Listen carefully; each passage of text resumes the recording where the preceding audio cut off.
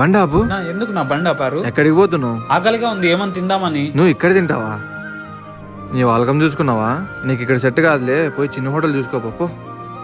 బాగా ఆకలిగా ఉంది, ఈ చుట్టుపక్కల ఏ హోటల్ లేవు. అయితే పోయి ఇంకో హోటల్ చూసుకోపో. చెప్పరా. రే, ఇక్కడ మీ నాన్నకి ఎవరో అవమానించి మాట్లాడుతున్నారా?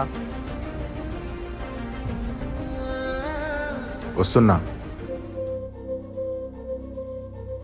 నాన్నా వచ్చి కారెక్కు.